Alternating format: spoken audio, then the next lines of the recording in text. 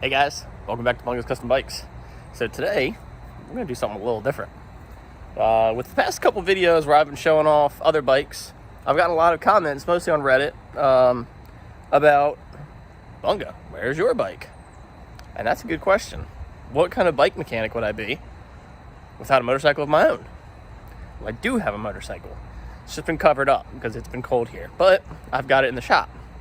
And stay with me till the end of this video, and we've got a real cool surprise that I've been waiting to tell you about.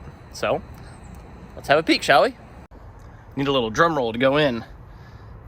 Da, da, da, da, da, da. And there's my bike.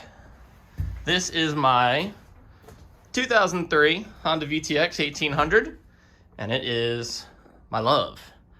And I've done a lot of cool things to this bike, a lot of custom work. As you can see, the paint is obviously not factory. Neither is the exhaust or the intake. But let me set my camera up and we'll take a peek at it.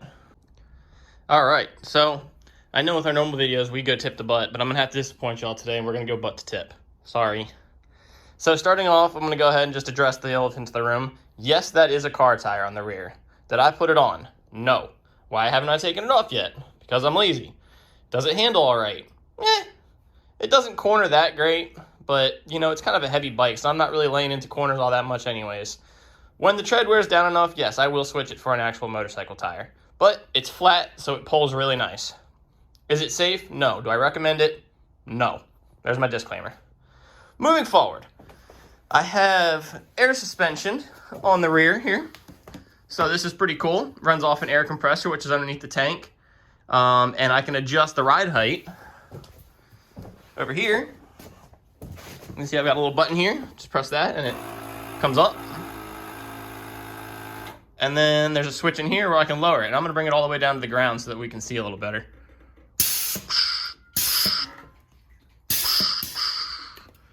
And now she's real low. A little too low to actually ride it. So, this other button here controls some lights that I have tucked into the headlight. They're just LEDs. Again, the bike came with it. The previous owner didn't have them hooked up. I hooked them up. I don't ever use them. Coming back around,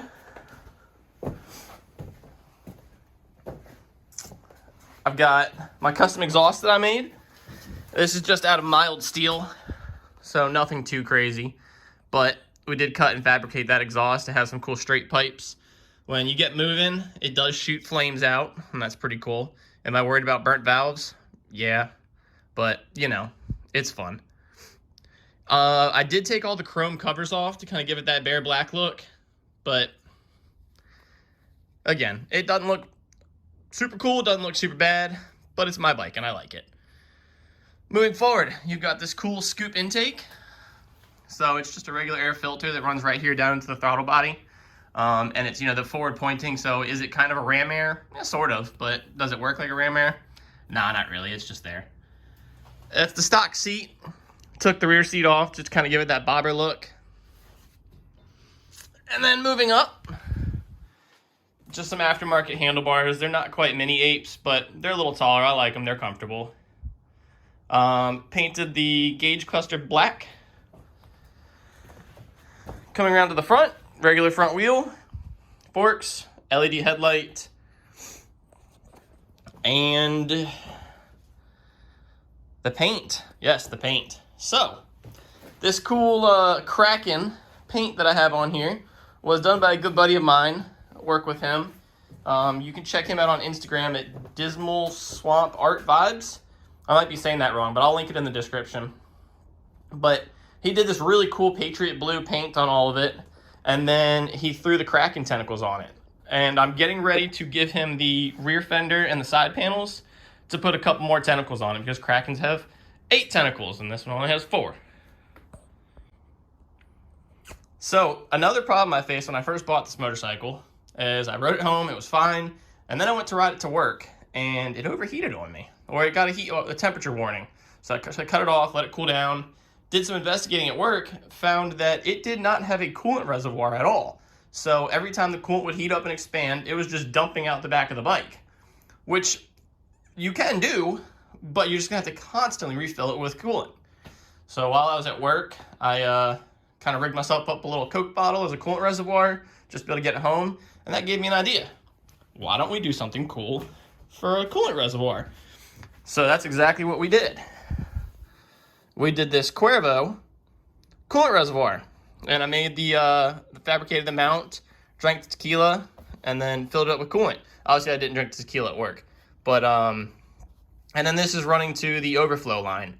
So as it heats up, the coolant will expand in the bottle, and as it cools down, it will reduce back down again. So I just kind of thought that was a cool little trick, cool little idea. Had to get some doors open, because what kind of Bunga's Custom Bikes walk around video would it be if we didn't run it? So let's start her up. It's a fuel pump.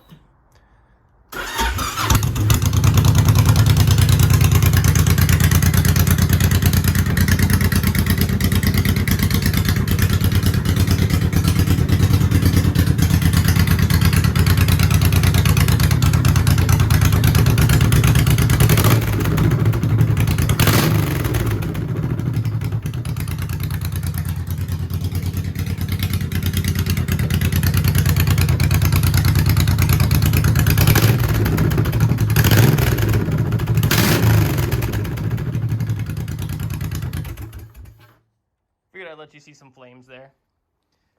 So really the flames aren't a good thing. It's just the exhaust burning real hot. But